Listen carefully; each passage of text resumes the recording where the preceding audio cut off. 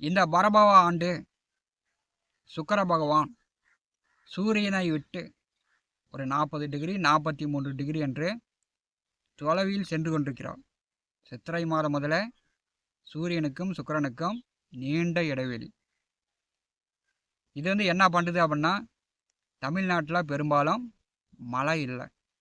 இது பார்த்திங்கன்னா விவசாயிகளுக்கு தான் பெரும் பாதிப்புகளாக இருக்கிறது. மேற்கே சூரியன் அஸ்தமனத்துக்கு பிறகு பார்த்தீங்கன்னாவே தெரியும், சூரியன் அஸ்தமனமாகி சுக்கிரன் எங்கே எவ்வளோ உயரத்தில் இருக்கிறார் என்று நீங்கள் கண்கூடாக பார்த்து தெரிந்து கொள்ளலாம். சூரியன் சுக்கிரனுடைய இடைவெளி இதுதான் பெரும்பாலும் தமிழ்நாட்டுக்கு மழை இல்லாததற்கு காரணம். கடந்த 2-3 ஆண்டு காலமாகவே குரு சுக்கிரன் சந்திர பகவானுடைய நோய் தாக்கங்களால் மக்கள் அதிகமாக மரணம் அடைகிறார்கள். இது எதனால் அப்படின்னா, மீனராசியில் பாவக்கோள்கள் நின்று கன்னிராசியை இயக்குகிறது. மீனராசியில் பாவகிரகங்கள் நின்று கன்னிராசியை இயக்கினால் இந்த மாதிரியான தொந்தரவுகள் வரும். ஏன்னா காலபுருஷனுக்கு 6ஆம் இடம் கன்னி. கன்னி 6ஆம் இடமாக இருக்கும்போது உடலில் வயிறு பகுதி தான் 6ஆம் இடம். காலபுருஷனுக்கு 6ஆம் இடத்தை பாவக்கோள்கள் பார்த்தா என்ன ஆகும் அப்படின்னா, சிறுநீரகம், கிட்னி இது பழுதாகி இப்போ கடந்த 2-3 ஆண்டுகாலமாக திடீர்னு ஏகப்பட்ட பேர் மரணம் அடைந்து விட்டார்கள். டயாலிசிஸ் பண்ணி கொண்டிருப்பவர்கள் ஏகப்பட்ட பேர். குரு சுக்கிரன் சந்திரன், சந்திர பகவான் அப்படின்னாலே உப்பு, குரு சுக்கிரன் அப்படின்னா இரத்தத்தில் ப்ரெஷர், சுக்கிரன் சர்க்கரை. இதெல்லாம் அதிகமாகும்போது தான் சிறுநீரகம், கிட்னி பாதிப்பாகிறது. இது கடந்த 2-3 ஆண்டு காலமாக எல்லோருடைய குடும்பத்திலும் எல்லோருமே பார்த்து கொண்டிருக்கக்கூடிய ஒன்று தான். இப்போ கன்னிராசியை சனியும் செவ்வாயும் பார்வை செய்கிறார்கள்.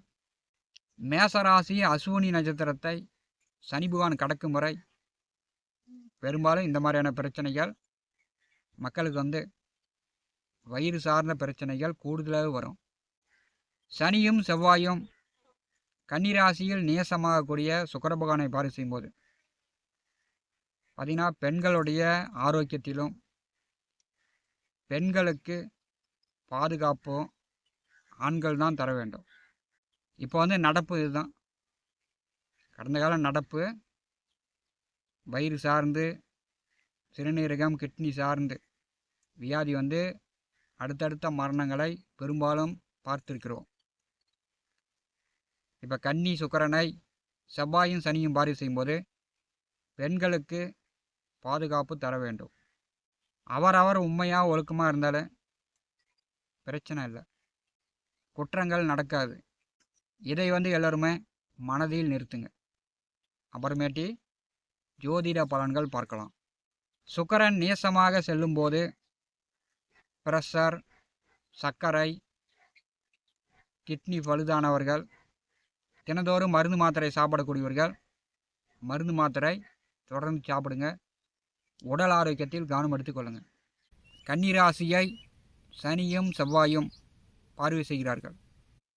கருப்பு சட்டையும் காக்கி சட்டையும் இணைந்து குற்றங்களை பெரும்பாலும் தடுத்து விடுவார்கள். அதில் எந்த சந்தேகமும் இல்லை. கன்னி ராசி அன்பர்களுக்கு நீச்ச கன்னி சுக்கிரனால் சனி செவ்வாய் பார்வையில் ஏற்படும் பலன்கள் காணலாம். கன்னி ராசியில் சுக்கிர பகவான் இயற்கையாகவே நேசம். கன்னி ராசிக்கு 2 9ஆம் அதிபதி. கன்னி ராசியில் பிறந்த ஆண் பெண் இருபாலினவர்களும் பார்த்தீங்கன்னா பெண் புத்திக்காரர்கள். முன்னாடி அவசரத்தனமாக செயல்பட்டு இது வாழ்க்கையாக இருந்தாலும் சரி, திருமணமாக இருந்தாலும் சரி, உங்களுடைய வேலை தொழில் உத்தியோகமாக இருந்தாலும் சரி, முன்னாடி அவசரமாக செய்துவிட்டு பின்னாடி வருத்தப்படுவது, வேதனைப்படுவது கன்னிராசிக்காரர்களுக்கு உண்டு. உங்களுக்கு 2 9ஆம் அதிபதி பார்த்தீங்கன்னா ஜென்மராசியில் இயற்கையாகவே நேசம். அப்போ பார்த்தீங்கன்னா குடும்பத்தில் 4-5 பேர் இருந்தாலும், அண்ணன் தம்பி இருந்தாலும் ஒற்றுமை என்பது குறைவு தான். அப்பா வந்து நல்லா செல்வாக்காக இருந்தாலும், அப்பாவுடைய ஆதரவு, அனுகிரகம், உதவி கன்னி ராசி லக்னத்தில் பிறந்தவர்களுக்கு குறைவு தான். கன்னி ராசி லக்னத்தில் பிறந்தவர்களுக்கு இயற்கையாகவே பார்த்திங்கன்னா ஆன்மீக எண்ணங்கள் கூடுதலாக இருக்கும். மற்றவர்களுக்கு இல்லாதவர்களுக்கு பணங்காசு ரீதியாக உதவி செய்யணும் அப்படின்ற எண்ணம் இயற்கையாக உங்களுக்கு உண்டு. நீங்களும் நல்லா இருக்கணும், மற்றவர்களையும் நல்லா வச்சிருக்கணும் அப்படின்ற அமைப்பு உங்களுடைய குணாதிசயம் உண்டு. செவ்வாய் சனி பார்வையில் ஜென்ம ராசியிலே சுக்கிர பகவான் நேசமாக 1 மாத காலம் சஞ்சாரம் செய்வார். கன்னி சுக்கிரன் பார்த்தீங்கன்னா பெரும்பாலும் கன்னி ராசி என்பளுக்கு சுக்கிர தசை வந்துச்சுன்னா டாப்பில் போகும். உங்களுடைய வாழ்க்கை எதிர்பாராத அளவுக்கு நல்ல வளர்ச்சிகள் உண்டு. ஆனால் உங்களுக்கு வந்து சுக்கிர தசை வரணும்.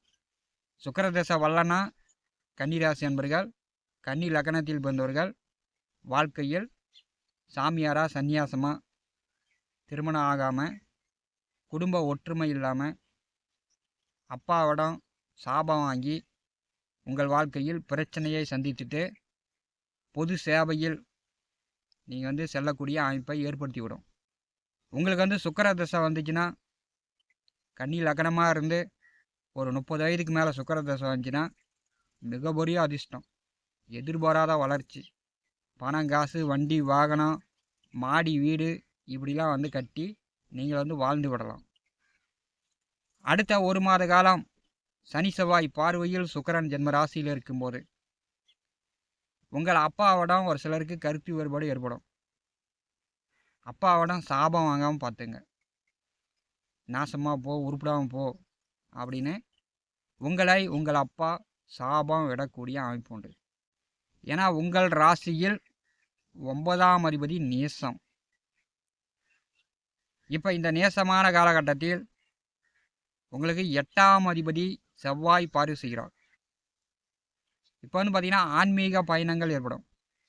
கோவிலுக்கு திருவிழாவுக்கோ, கோவில் திருப்பணிக்கோ அல்லது கும்பாபிஷேகத்திற்கோ, கோவில் சார்ந்து ஆன்மீகம் சார்ந்து உங்களுடைய பயணங்களும் பணங்காசு செலவுகளும் இந்த மாத காலங்களில் உங்களுக்கு ஏற்படும்.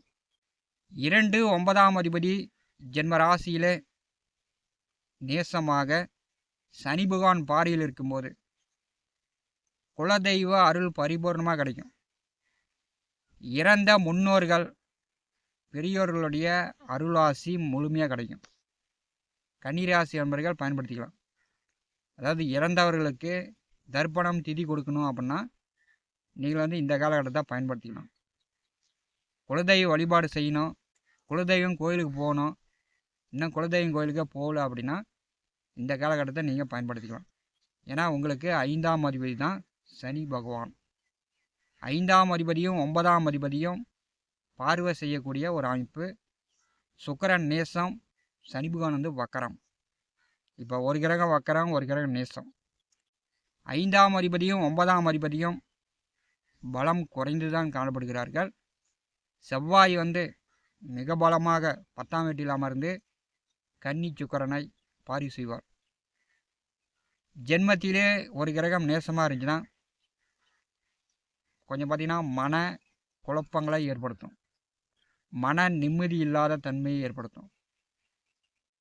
பைத்தியம் பிடிச்ச மாதிரி மன குழப்ப நிலையில் யாரும் பேச மாட்டீங்க. குடும்ப உறவுகளிடம் ஒரு ஒற்றுமை இருக்காது. உங்களுக்கு பணங்காசு நல்லா வரும். எந்த வேலை செய்தாலும், என்ன தொழில் செய்தாலும் பணங்காசு நன்றாக வரும். ஆனால் வந்து மனம் வந்து பைத்தியம் பிடிச்ச மாதிரி ஒரு குழப்ப நிலையில் இந்த காலகட்டம் செயல்படுவீங்க. 9ஆம் அதிபதி பாக்கிய அதிபதி நேசமாக செவ்வாய் சனி பார்வையில் இருக்கும்போது எக்காரணத்தை கொண்டும் உங்கள் அப்பாவிடம் நீங்கள் வந்து சாபம் வாங்கினீங்கன்னா கண்டிப்பாக வந்து உங்கள் வாழ்க்கையில் மீண்டும் மீண்டும் பிரச்சனை தான் வரும். நிம்மதி என்பது கன்னிராசி என்பர்கள் பெறுவது கடினம். அதனால் வந்து உங்கள் அப்பாவிடம் பேசும்போது கவனமாக பேசுங்க. உங்கள் அப்பாவிடம் எதிர்வாதம் செய்யாமல் இந்த காலகட்டம் நீங்கள் வந்து பார்த்து கொள்ள வேண்டும். ஏன்னா கன்னி ராசிக்கு 3 8ஆம் அதிபதி செவ்வாய் வந்து பார்வை செய்கிறார். அதனால் கன்னி ராசி அன்பர்கள் மனக்குழப்பம் இல்லாமல் உங்களுக்கு பிடித்த இஷ்ட தெய்வ கோயிலுக்கு சென்றுவாங்க. குலதெய்வ வழிபாடு செய்யுங்க. கன்னி ராசி அன்பர்களுக்கு ஜென்மத்திலே நேசமாக செல்லக்கூடிய சுக்கிரன் உங்களுக்கு வந்து நல்லருள் புரிவார். இயற்கையாகவே உங்களுக்கு பார்த்தீங்கன்னா திருமண வாழ்வில் தம்பதியருக்குள் ஒற்றுமை அந்யோன்யம் என்பது கன்னி ராசி லக்னத்தில் பிறந்தவர்களுக்கு குறைவு தான். அதான் வந்து முன்னாடியே சொல்லியாச்சு. கன்னி ராசியில் பிறந்தவர்களுக்கு பின்புத்தி. முன்னாடி செஞ்சுட்டு பின்னாடி வந்து வேதனைப்படுவீங்க, வருத்தப்படுவீங்க. அது வந்து வயதாக இருந்தாலும் சரி, உங்கள் வாழ்க்கையாக இருந்தாலும் சரி, வேலையாக இருந்தாலும் சரி, தொழிலாக இருந்தாலும் சரி, முன்னாடி செஞ்சுட்டு முன்னாடி அவசரப்பட்டு பின்னாடி வந்து அமைதியாக உக்காந்து யாருமே இல்லாத போது தனியாக உட்காந்துக்கிட்டு யோசித்து கொண்டிருப்பீர்கள். அந்த மாதிரியான அமைப்பு அடுத்த 1 மாத காலம் உங்களுக்கு அஷ்டமாதிபதியும் சத்துருஸ்தானாதிபதியும் பாக்கியாதிபதி சுக்கிரனை பார்வை செய்யும்போது ஏற்படுகிறது. பேச்சுவார்த்தையில் கவனமாக இருங்க.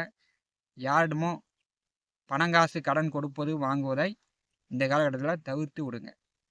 ஞான ஒளி யூடியூப் சேனலை பார்த்து கொண்டிருக்கக்கூடிய அன்பர்கள், இதுவரை நம்முடைய சேனலை சப்ஸ்கிரைப் செய்யாத அன்பர்கள் மறக்காமல் நம்முடைய சேனலை சப்ஸ்கிரைப் செய்து கூடவே இருக்கின்ற ஆல் பட்டன் அழுத்திங்க. தினந்தோறும் நம்முடைய சேனலில் ஜோதிட பலன்கள் பதிவிடப்படும். உடனுக்குடன் பார்த்து பயன்பெறுங்கள். நன்றி, வணக்கம்.